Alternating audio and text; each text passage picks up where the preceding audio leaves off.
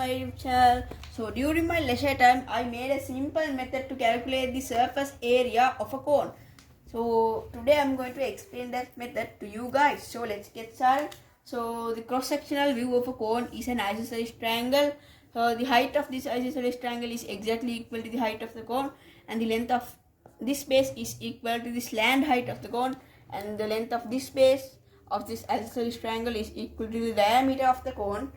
And now what I'm going to do is I'm going to divide this cone into I'm going to divide this isosceles triangle into two triangles through its axis of symmetry. So the magnitude of this angle over here is equal to 180 degrees. So this is the axis of symmetry of this isosceles triangle. So as I am going to divide this triangle to two triangles through its axis of symmetry, this angle over here will get divided into two angles. So the reason why the magnitude of this angle is equal to 180 is because this is a straight line. A straight line has 180 degrees. So 180 divided by 2 is equal to 90. So the magnitude of this angle is equal to 90 degrees. So now I want you to concentrate on this right triangle. So the length of this base of this isosceles triangle is equal to the value of the diameter divided by 2, which is also equal to radius, and the length of this base of this right triangle is equal to the height of the cone, and the length of this base of this right angle triangle is equal to the slant height of the cone. So now let's suppose that the value of r is equal to 21 and the value of h is equal to 28.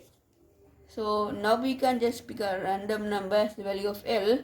Wow, now we need to calculate the value of L using the Pythagorean theorem. So 28 squared plus 21 squared is equal to L squared. So in order to solve for the value of L, I am going to solve for the square root of this quantity. So the square root of this quantity is equal to L.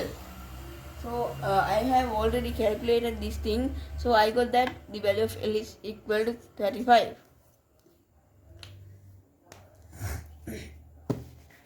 So the slant height of this cone is equal to 35. And the height of this cone is equal to 28, and the radius of this cone is equal to 21. So that's how you calculate the slant height of a cone. So the surface area of a cone is equal to the area of the base of a cone plus the surface area of the label of the cone. So the area of the base of a cone is equal to pi r squared, as the base is a circle and the radius of the circle is equal to the radius of the cone. That's obvious. So pi r squared plus the surface area of the label of the cone is equal to the surface area of the cone. So now what we need to do is we need to set up a formula for the surface area of the label of a cone. So this is how a cone looks like, and we know one thing. We know that all possible lines that can be drawn from the top of the cone to the bottom of the cone have the same length. That's obvious. So that tells us that if we unwrap the label of the cone into a two-dimensional plane, it's either going to give us a perfect circle or a circular sector. But it's not going to give us a circle, a perfect circle as the let me explain you that. So let's suppose that we obtained a circular sector. So the radius of the circular sector is going to be equal to the slant height of the cone. So in our case it's L. So the arc length of this circular sector is exactly equal to the length of the edge of the cone, which is also equal to the perimeter of the base of the cone, which is equal to 2 pi r, as the base of the cone is a circle. So this is equal to 2 pi r. So as the value of L is greater than the value of R, the value of theta or the central angle of this circular sector needs to be a value less than 360. So that's the reason why if we unwrap the label of the cone into a two-dimensional plane, it's only going to give us a circular sector. So now we can write down the equation. 2 pi r is equal to 2 pi L. L is the radius of our circular sector multiplied by theta over 360. So this is the formula for the arc length of a circular sector. 2 times the radius multiplied by the value of the central angle divided by 360. So as the value of L is a value greater than R, it's obvious that the value of theta is going to be a value less than 360. Otherwise 360 will get cancelled to 360, and then we are left with 2 phi L is equal to 2 phi R. So now I want you to concentrate on this figure. So this is the central angle of this circular sector, and this is the radius, which is equal to L in our case. So the area of this circular sector is exactly equal to the surface area of the label of the cone. So if we knew the value of theta, we could easily solve for the value of the area of this circular sector and add that value to the area of the base of the cone and obtain the surface area of the cone. So now I am going to show you how to calculate the value of theta of this circular sector. There are two ways. The first method is by simplifying this equation over here. You can easily simplify this equation and solve for the value of theta, or else there is a easier method. This is how you do it. So this is our circular sector, and we don't know the central angle of this circular sector. Let's call it theta, and we know the arc length of this circular sector. Let's call it x. I didn't calculate it.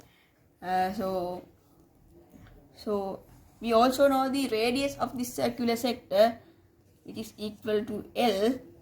So by knowing the value of the radius, we could easily calculate the perimeter of the circle.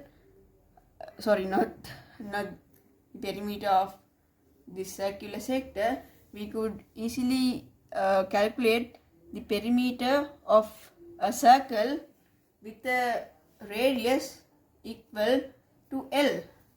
So this is our circle. So the radius of this circle is equal to L. So this is a perfect circle. So we could easily solve for the perimeter of this circle using the formula 2 phi r. 2 phi r. In our case, the value of r is equal to L. So 2 phi L is equal to the perimeter of the circle, and this is the arc length. So now you can see that the ratio between the arc length and the perimeter of the circle is equal to the ratio between the value of theta and 360. So now we can set up an equation.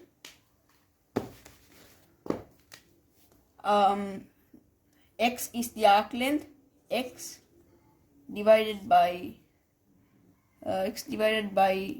2 phi L, which is equal to the circumference of our circle, is equal. So this quantity is equal to the value of theta divided by 360.